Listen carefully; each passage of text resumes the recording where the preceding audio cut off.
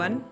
This is the Women in Action Sports Network Conversation Space. I am Alba Pardo, and today we're going to talk with Samantha Saskia Dugon, a photographer, writer, filmmaker, and bike enthusiast from Wales who loves dogs and traveling with her van. With Samantha today, we talk about her journey in becoming a professional documentary for biking stories as well as action sports, but also her journey with her mum and how biking and getting out there literally brought them back to life. Also, we discuss topics like the good that can be done within the bike industry, how to better support new upcoming riders and passionate bikers, as well as environmental issues that the bike industry can and should address. And we go down all these rabbit holes together. I really enjoyed and got inspired by this conversation with Sam, and I hope you do too. Now, without further ado, please welcome Samantha Saskia Dugon. Hello, Sam. How are you? Where are you today? Hey, yeah, I'm good. I'm at home. I'm in Brecon in Wales, so sort of South Mid Wales-ish. It's not looking that great out there. We've had a lovely weekend with some blue skies, but unfortunately that has come to an end on a Monday morning, which isn't so bad because I'm in the office. So if it was blue skies, I'd probably be out there. Well, and you had some floods going on. So, I mean, you're all safe and sound and no water in the basement, I hope. No water in the basement. We're all good, thankfully. Like where our house is, it's safe, but everywhere around it usually gets quite badly flooded. But we're all good. Thank God. So are you originally from Wales? Yes, so I'm originally from Swansea, which is South Wales on the coast. And we've got like we've got like the Gower and stuff on our doorstep. So I kind of grew up being, exposed to that and just always outside enjoying that sort of stuff. So yeah, I'm Welsh, pardon me. Welsh born and bred. And then only moved out of Swansea then about two and a bit years ago. So moved for a bit more of a quieter lifestyle with sheep as neighbours. Okay, so tell me a bit about your story. Who's Sam? How did you end up who you are and how did you end up there? That's a big question.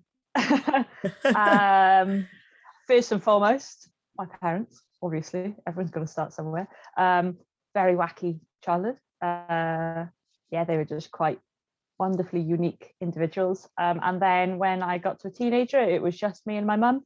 And I used to head out on the bike and stuff just to kind of, mother-daughter relationships, especially in teenage years, can be quite hectic.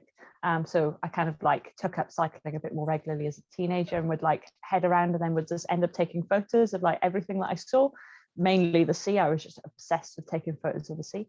And then started, just taking photos and riding bikes, probably at about 14 years old, 14, maybe 15. And then got my first DSLR camera when I think I was like 16 or something, because there was a cafe that I worked in and a woman there, she had this amazing, it was amazing at the time, but to me, I was just like, oh my God, this is the best camera I've ever seen in my life. It was a DSLR and I was just like, I need one of those in my life. It's just, the possibilities with it were kind of like endless. Got a camera and then started shooting some road bikes and then went to uni and got heavily into mountain bikes. And throughout my entire undergrad, I just kind of took photos of bikes instead of doing my uni work. And then I finished uni and there we go, just kept on photographing bikes basically. So a natural but progression, but maybe not the most normal. Are you more of a mountain biker or more of a photographer of bikes? Oh, I wouldn't say necessarily just a photographer of bikes. I would just say like a documenter. I don't know if that sounds really cheesy. Yeah. I'm probably equal parts cyclist to documenter, because like it's not just mountain biking that I still enjoy. I like all kinds of cycling. Cyclist and documenter. And then, when I can merge the two, there's not really much better. where does this passion or this need from documenting? Because it's not only about the photographs, you also write, and you also are very good at summarizing and explaining, and kind of almost writing a diary of what's going on. You're a very good communicator. Where does this need of documenting sports specifically come from? Sports specifically, I'd probably just say, I think it's just because I love documenting everything, and I find like action sports so just mesmerizing to watch that I was just like, well, this has to be documented. It just looked too cool to just stand there. And I like looking back and having photos and videos of things. And I like telling stories and relaying it with visuals as well. I'm a very visual person. And I just love trying to capture like the emotion or the atmosphere of a specific place or time, and convey that in a photo, so it's kind of timeless in a way. So I don't know if there's anything specific that sort of kicked it off with action sports. I just thought it looked really freaking cool. Yeah, I had to photograph it. Does it make you feel part of it somehow, like you're experiencing it in a deeper level or in another level than just, as you said, just looking at it, I guess? Yeah, I suppose visually I'm always looking for that little segment, that little bit of a rider on the track that just looks perfect, like, so I'm always, as I said, I'm a visual person, so I'm probably connecting with it on a deeper level in a visual kind of way, just looking for that perfect little snapshot of what's going on that day. So that's the passion they'd cover. Did you ever think you could make a living out of it and you could actually call yourself a professional documenter of biking or action sports? No, I remember when I sort of first started straight out of uni, it was like a bit of a dream, like, oh, that'd be cool. And I had like other jobs here and there and like bike shops and stuff to kind of sustain myself. But then I just started like writing a bit more and doing like big photo articles and things. And then I don't know, I've just got a few like really cool jobs with some like little independent magazines. And I just thought, shit, this could actually be something that, it could happen. Like, it's obviously not going to be easy, but it could happen. But I kind of just went for it. I didn't want to do anything else, so I never really considered anything else. So that's kind of been my entire life. Like, I want to do something, and then I not necessarily like, oh, I'm going to do that, I'm going to get that done. It's just that's what I want to do. So I'm not going to do anything else until I've done that. You didn't really follow anyone's path, because have you had a mentor or someone that kind of has helped you leading this way to even showing you that it was possible? Or is it entirely your doing of like, I'd like that and I'll just make it happen? Yeah, I suppose there's like other people in the industry. I remember the main photographer that really like inspired me. I was always just like absolutely obsessed with his work. Like all the way through uni, I'd always be on Pinkbike just looking at his photos, and then looking at his Pinkbike shows you the details of like what he shot on and the settings and stuff. And I was just like, how did he do that? But that was Lawrence Crossman-Ends. He's a North Walian based photographer. And his stuff just, he was probably what inspired me to get into it. And then probably from the more documentary side of things, just like people doing, I think like Matt Bragg was doing really cool photo stories on Pinkbike of like adventures and just capturing, and I just remember sitting at home at my computer just feeling like I was there, just like reading through his photo stories and stuff. So I suppose those two from like a mountain bike specific point of view. So you are talking about, how you got inspired by these publications on Pinkbike, and now you're one of the writers there. Do you ever think backwards and be like, wait, what? Definitely. There's definitely times where I'm just like, okay. I remember like going to my first event when I was shooting for Pinkbike. The first event I was shooting for them at.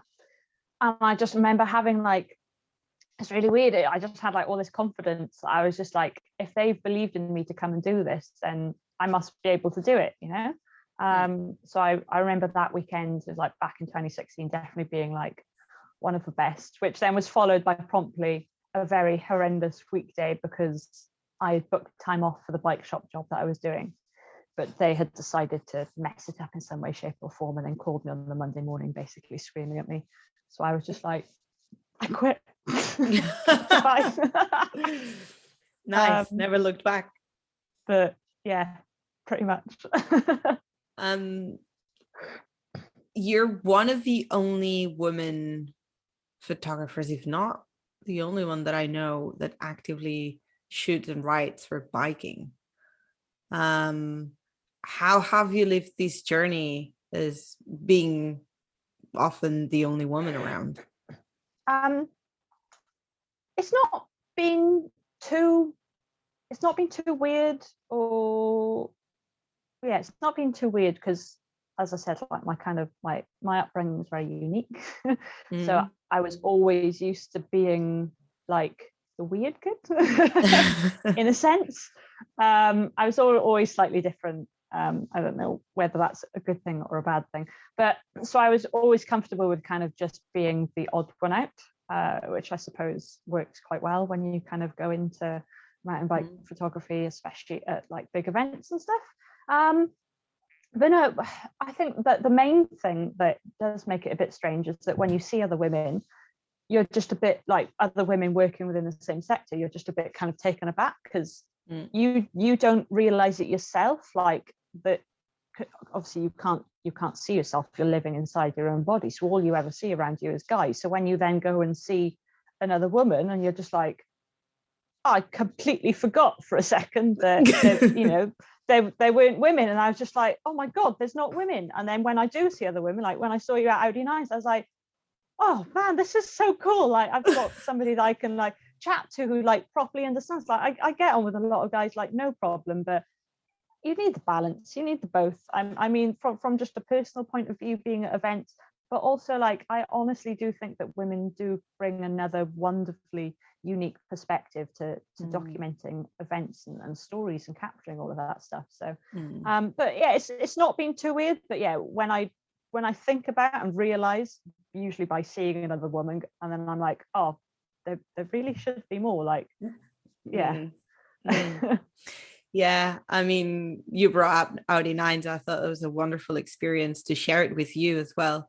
I remember Audi 9s as, one of those kind of tipping points for mountain bikers, for women mountain bikers. And we got to experience that together with them. And it was really special to be able to share it with you and not just be the odd person there and surrounded by guys. And we could have these conversations with them and kind of advocate for what the riders sometimes don't say, because they're more of a doers and they just go and ride, and we are the ones that kind of put the words out, right? So I think that was really, really special, and I agree that we connect at a different level, and we get along no problem, and it's never really like a matter of competition with them, but it's nice to have some of our own around. If we take it to the actual mountain biking and where female mountain biking is at the moment, and also kind of going from that Audi 9s event, how have you seen it? How is your experience with it, and where do you think it's going? And talk to us a bit about this movement and what's going on, and why is it so exciting? Yeah, I mean, women's mountain biking is just, it's grown an insane amount. I remember going to Bike Park Wales when I started off riding, and I'd go there and you wouldn't see another woman. And if you did, you'd kind of just awkwardly stare at one another and then continue with what you were doing, because you didn't know what to do. Like, it was so rare that there would be other women there, whereas you can go there now and there's definitely times where it's like a good 50-50 split, like just naturally. Like, I'm sure that has happened at some point, because there's an abundance of women that have just, on that sort of grassroots level that have just come in. And then, going up to like a pro level, obviously free ride is really kind of making a comeback at the moment via women's free ride, which is absolutely insane to see. Like, there's nothing more inspiring than seeing these women just send massive shit all the time. It's just, it's insane. It's so cool. I remember like just being at Audi 9s and just being like, I really wish I brought my bike, because like just that there was like a little step up there. I was just like, that, I could get over that. And like, if that's how it's making me feel, and then I'm then like sort of writing and sharing that through my own work, then you would hope that that's how it makes other people feel. I know, like, all the big free ride women have really inspired an entirely new generation of women riders, which is just, it's just amazing. It's just so cool to see. It's just, I love seeing like all these teenage girls just going out and absolutely like shredding the trails. Like, I never had anything like that. I didn't even know mountain biking was a thing until I was like 18 properly. I was just a roadie, and I knew BMX, and it was BMX, or that's all I knew. So it's really cool to see all these women having all of these possibilities now, and realizing, that it exists and places where they can go to, and other women to ride with, and just having role models that they can look up to. And obviously social media has helped a lot, because people can just share all the stuff that they're doing, and they can learn so much more easily by seeing what their sort of idols are doing. So but long story short, it's really cool to see the amount of women that are coming into it from grassroots all the way up to pro level. It's just every single aspect of it is just growing. What do you think we can do as a community to kind of keep that momentum going and make sure it stays in that path, and it stays healthy, and it stays growing in a sustainable and respectful and good way?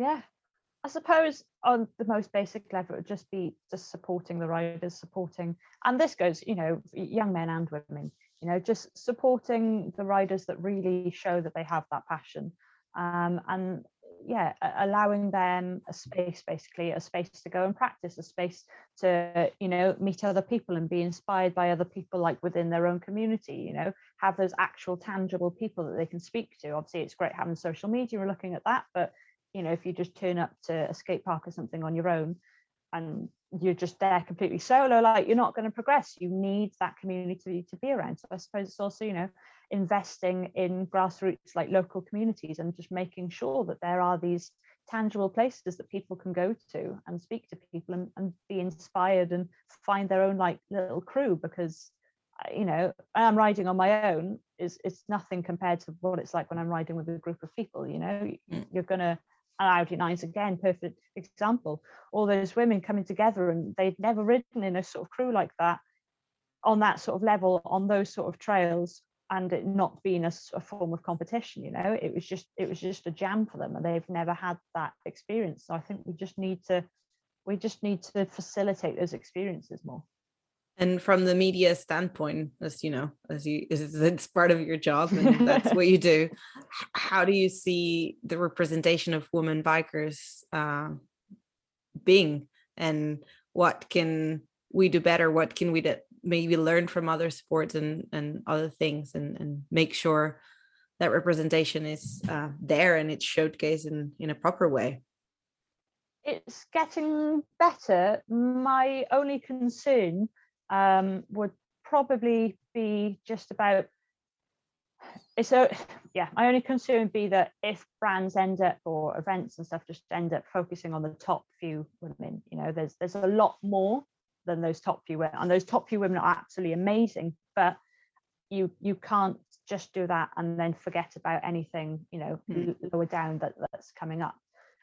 So it's definitely got to try and have more equal coverage of both that pro side and that grassroots side, and showing people how to get into it, how maybe these like up and coming, these like mid-range people, how they got into it from their local community level and how they progressed up, and just sharing different people's experiences. Because to get to the top, to be like a professional female mountain biker, there's not one solid route, like so I think the more information about how different people's experiences and stories of getting to that point are shared, the more accessible it's going to be for people, with a bigger range of stories, I suppose, as well, is that you'll end up having people who may listen to one story and be like, oh, that's just never possible for me, like I don't have those opportunities where I'm living or with my money or anything like that. But then there could be another person with literally the flip opposite experience, and then they listen to their story and they're like,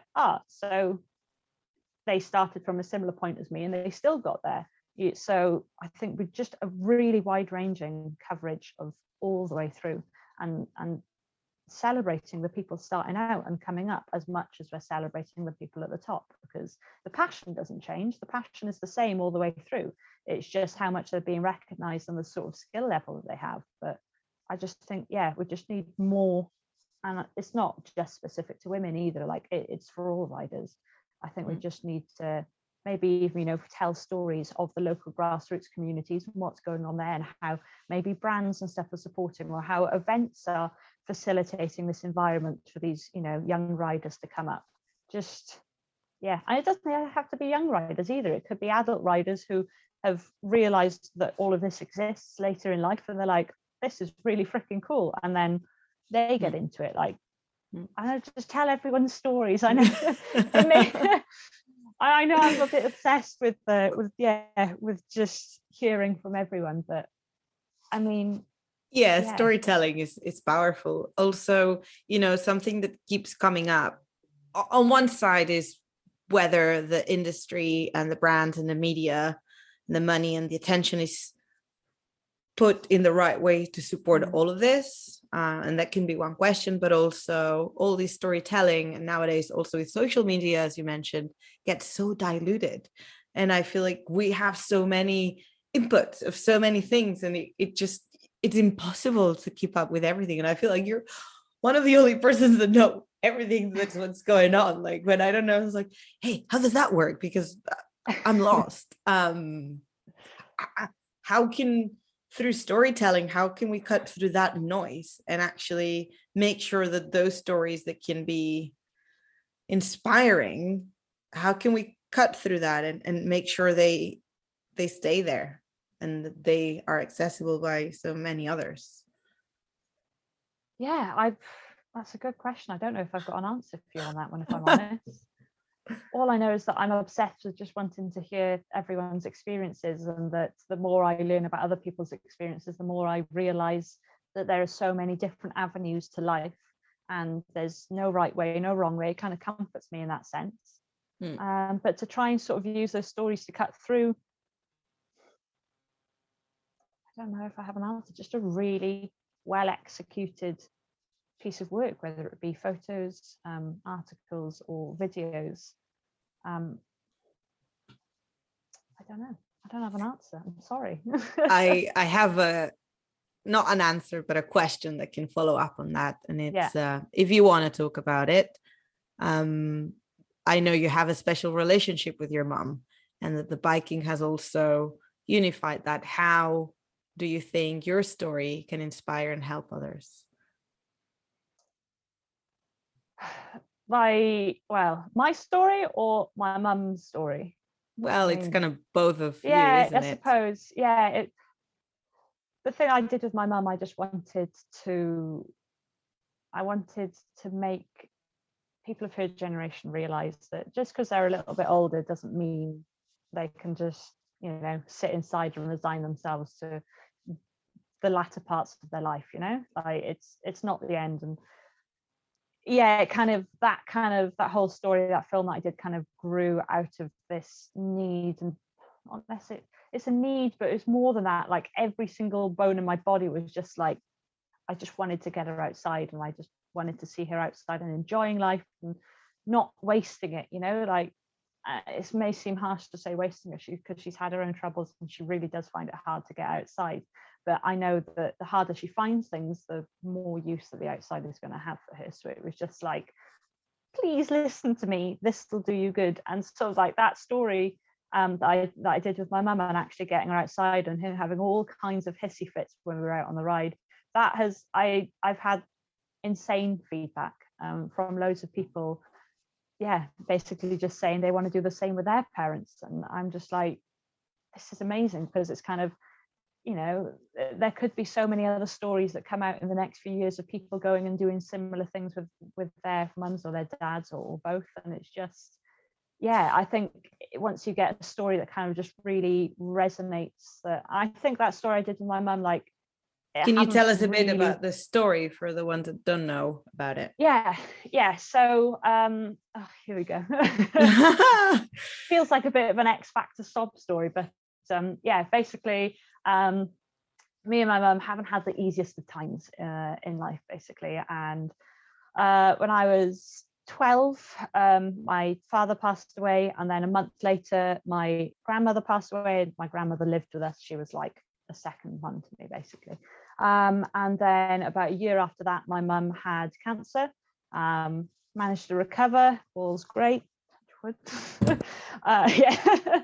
And she had just lost her mojo. She'd lost her spark in life. Like she was just sort of stuck in a rut and just going through like depressive episodes and just having no motivation to do anything. And it just killed me to see, because I know the type of person she is. Like, I think me and her are very, very similar, and I can understand and I can empathize with like the struggles that she's going through. But I also know that there's been times where I've had my own fair share of just, I don't know, not being able to go and do anything, having no motivation for anything, like not seeing the point in getting out of bed and going out for a bike ride or just getting outside. But I know that every time that I push myself to do those things, that's the answer, basically. I know that makes me feel better. And I know that when times where I have dragged my mum out, she's felt the exact same. Like, I remember she was in a rut. Her dog had passed away a few years ago, and I basically was just like, I was heading out to Italy to shoot some races, and I was just like, I'm about to leave the UK for Italy. Do you want to come? And then within an hour, she was all packed up, and I picked her up. So, took her out, and she just went from this really dark space where she was kind of blaming herself. She's always really bad for blaming herself for anything, even though it's nothing has been her fault. I think we're very good at blaming ourselves at times. Yeah. And like when I took her out, and then we were out around Europe and stuff, like I could just see that change almost instantly. She was just freer. She was chatting French to people, random people in the street, and she was just chatting French. And I was just like, I wasn't expecting this, but this is brilliant to see, that old part of my mum back again. So basically, the video that I did with my mum is she's in a really bad state. And then we went up to North Wales, and we sort of cycled and sort of drove across in our camper vans across North Wales in winter. Great idea. And she had a few hissy fits. I remember at the time thinking that those like mini meltdowns were maybe the end of filming, but they actually turned out to be probably the highlight of the video. So so the video was just all about getting my mum out again and sort of showing her, everything that I've gone into, with my career and everything, and bringing her into that a little bit, because, it's often that she'll just sit there and like not really understand what I'm doing or what's going on. And rightly so. I mean, not many people do. It's not a normal route. It's not a normal industry. There's nothing normal about it at all. So I just wanted to, sort of like bring her into my sort of world, have some time with her like we used to have when I was younger, and just try and get it out of her rut. And it was eventful. I think it's a powerful story, and I think a lot of people can relate to that, if it's not with their parents, with their siblings, or with their friends, or with their own selves. And I think that's where, sport and having someone next to you that's so passionate about what they do really brings that out of someone. And I think it's super, super inspiring. And maybe, stories like this are the ones that can cut through the noise of everything else and kind of bring us back to be like, right, this is the real important stuff. This is why we're doing this. This is why we're in an industry that nobody knows, and that it feels so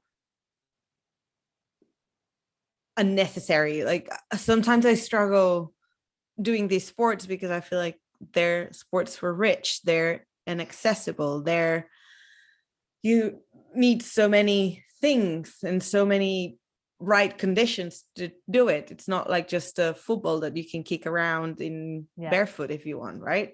But then it can be good, and you're the living example of that you can do good, you can use it in a good way and have this story and and get out the benefits out of it. This is what I mean. Like if brands were just like, you know, supporting those local grassroots communities, and then also, you know, providing, you know, budget and stuff for people to go and tell these stories of these people in a really beautiful and eloquent way. Like just because you're a local small rider doesn't mean that your story means any less than the people who are, you know, number one in the world. Like everyone's experience is as valid as one another. And yeah, I love hearing about the people who have made it, but I also want to hear about everybody else's journey. Like through all the COVID pandemic and these few years, you know, you keep hearing like the bike industry has grown exponentially, that bikes were sold out, that there wasn't even any gear, that everybody kind of started biking in a way or another. Do you think in a way that's good, because it's kind of given that escape to many people, but is that really sustainable? Like is the industry just going to focus on selling that, or is it going to focus on supporting the stories that matter? And how can you know, as a journalist, as a documenter, how can you do that, and how do you do that every day to make sure to steer it? And I guess you just said it, by listening and being interested in not just the top athlete stories, but everyone else's. Is there more, like, do you have an acceptance from your editors, from your bosses, from your clients to follow that path, or do you find resistance sometimes? No, I don't know if I've had many talks with people about that sort of stuff. I suppose a lot of websites and stuff are just looking for the more, they're just looking for the more clickable stuff. Yeah, and that's SEO commercial. Yeah. So this kind of goes into a much wider topic in the sense of outside of the cycling industry, just the society as a whole, is that we all need to move, you know, shift our mindset and sort of recalibrate towards a more sustainable way of life. And in terms of what brands can do to help that is, instead of looking at the figures from the past 2 years of how many bikes they've sold and then expecting that to be their new normal, they need to go, well, no, people don't need a new bike every year, whether or not you're just commuting, using it recreationally, or like mountain biking. Like, you don't need brand new stuff all the time. So I could go on about this for ages. Yeah, please do. Brands definitely need to start looking at what's the word? I can't think of it. My brain's not working. Reorganizing themselves, I suppose, so that their entire business isn't run around just endless profit and endless sales, because it's not sustainable for anybody. Just flat out, like, there's no way that we can continue doing that. An example, if you wanted to do it as a story kind of point of view, you could maybe look at brands that have set up some form of give back or recycle program where, you know, a bike goes from, say, a pro rider. It doesn't have to be, it could just be a normal person who's ridden their bike for a few years, but then it goes back to the brand, and then they've got some kind of scheme or initiative that then sends out to those local communities and grassroots. And I'm sure there's definitely some brands out there doing stuff like that, but it's not the mainstream, it's not the norm. So brands really do, everybody has to stop relying on like constant sales of things, because it's not possible. But then also the other side of it as well is I think brands could get more involved within their local communities, in the sense of ensuring that there's the infrastructure there for people to enjoy these things on a long-term basis, and that, so, you know, whatever infrastructure is being put in for people is something with a long-term vision, and not just, oh, it'll do for a couple of years.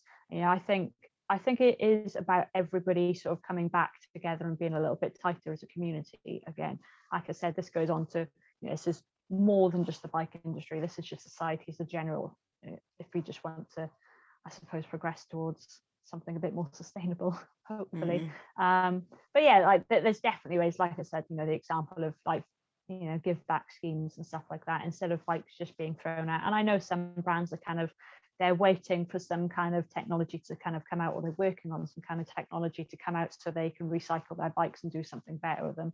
And stories like that, when they come out, they're going to be insane as well, because they're not going to be like anything we've seen before.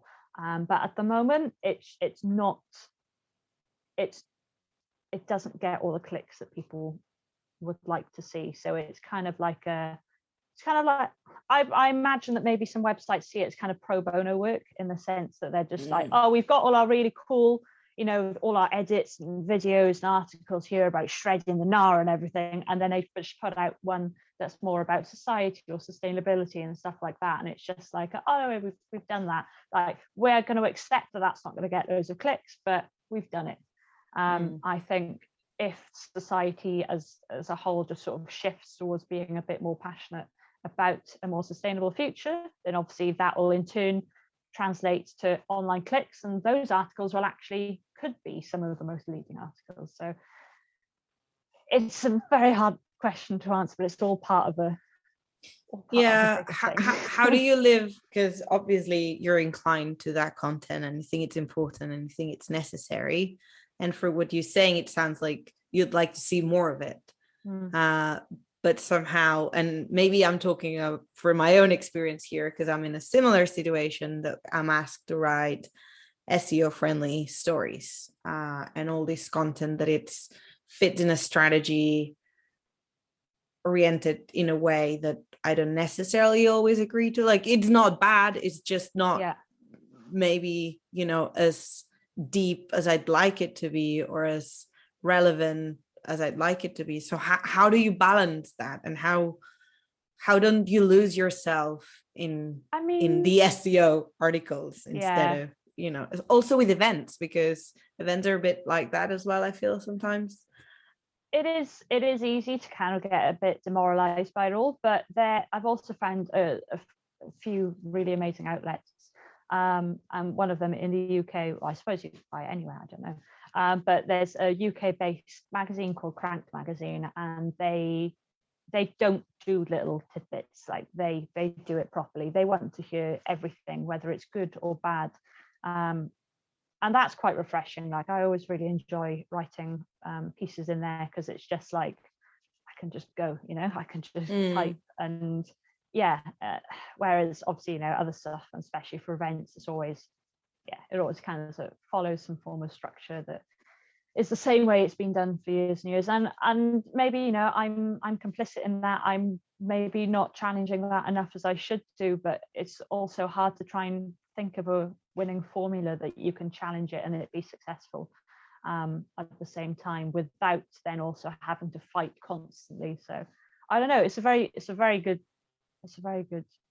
thought. I wonder how that's going to play in my mind, but there definitely are outlets that really do tell the real stuff, but they're just, I think that the easiest way to get that sort of content a bit more far reaching is have brands a bit more on board, and not necessarily having content pieces by brands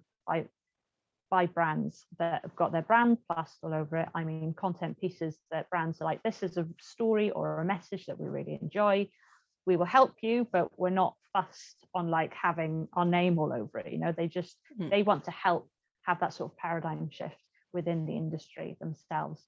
I hope that answers it. Do you see any brands doing it in a good way? Do you see any brands supporting just for the sake of supporting and for the growth of it, or the organic growth of it?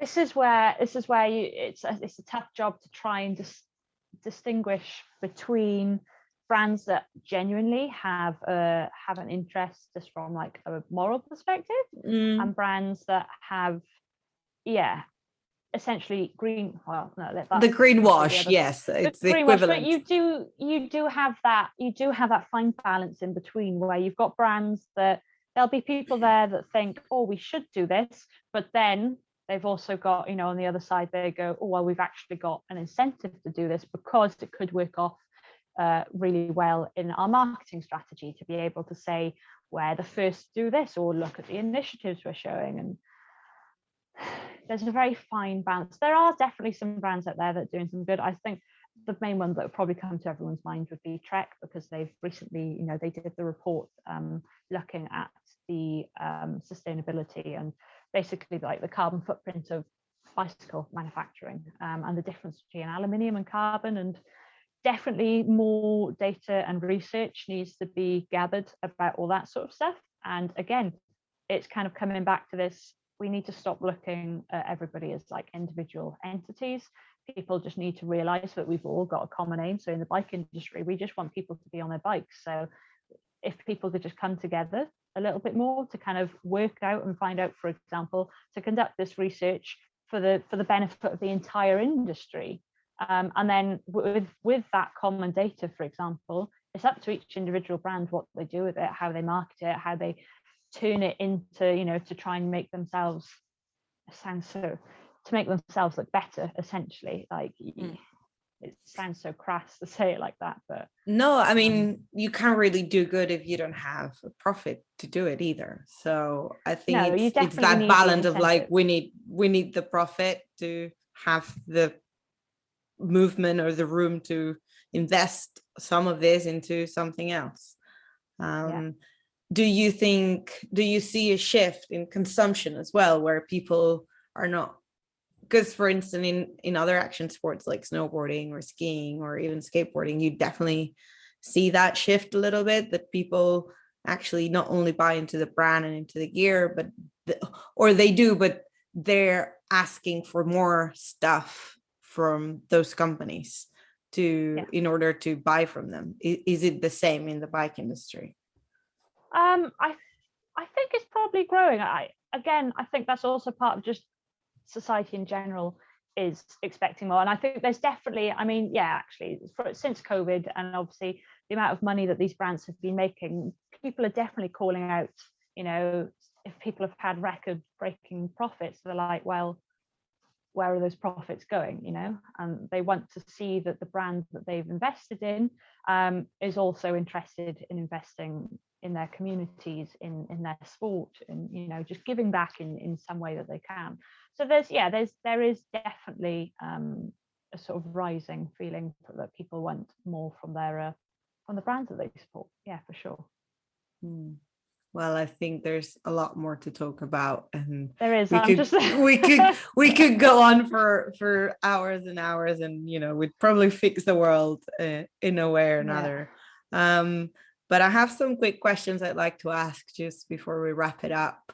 And I guess the first one would be like, what piece of advice would you give to a younger woman that would like to shape up a career in the bike industry? You've probably got some amazing ideas. This is as if I'm speaking to the person. You've probably got some amazing ideas. Just go and do them. It would be just head outside and just go do them, whether it's shooting something, writing something, riding a specific thing. Any ideas you've got in your brain, like, chances are not many people are going to have many of those ideas either. And I think you just need to go out and go and do it, and you'll find your own niche.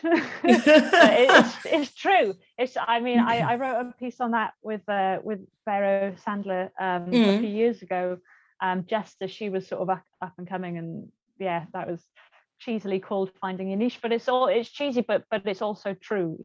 Just go and do what's in your head, because you're probably going to be one of the only people that have got that vision in your head.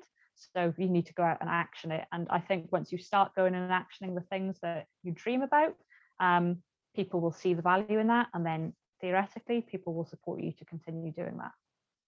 Do you ever get scared? Oh yeah. Oh yeah, everything, all the time, constantly. I'm scared of the amount of ideas in my head that aren't going to come to fruition. I don't want to get to the end of my life and be like, oh, I had some great ideas. They were just ideas, but they were great. That's got to be like my biggest fear, is that I've got so many ideas in my head. I just want to get them out, but at the same time, I'm useless at getting them out, because I'm great at having ideas, but I'm horrendous at like the organization and all of that takes to make it happen. but when they happen, they're great. How do you overcome that fear so it doesn't stop you from actually doing some of them? Because of course you can do everything. None of us can do everything, but how do you stop that, and how do you overcome it to actually at least do one of them and bring it to life? I don't know. I suppose I'm not sure. I write everything down.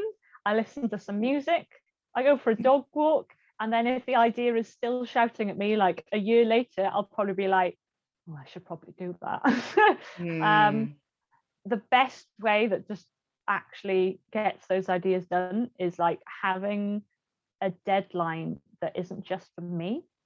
So like the video I did with my mum, I think, honestly, I don't think that would have happened by now if it wasn't for, like, I had to get it out for the brand that had supported it.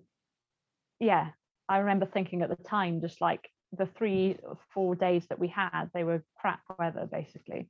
And had we had the option to do it another time, we probably would have. But yeah, like having that deadline that I couldn't move was, I know what I'm like.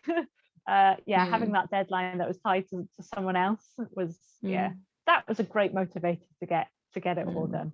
Not that it was easy, but yeah, accountability. I don't know if that helps. Accountability, that's probably a bit of an eloquent way to put it. Yeah. No, it's part of it. And I think a lot of us that work from home or remote or freelancing for most of our life, accountability is it's a pain in the ass, but it's also great help. I mean, yeah. I've just been diagnosed. You've been diagnosed with what? ADHD. So accountability is the only way for me to get anything done in my life. So that's but not my own accountability. I can't be accountable to myself.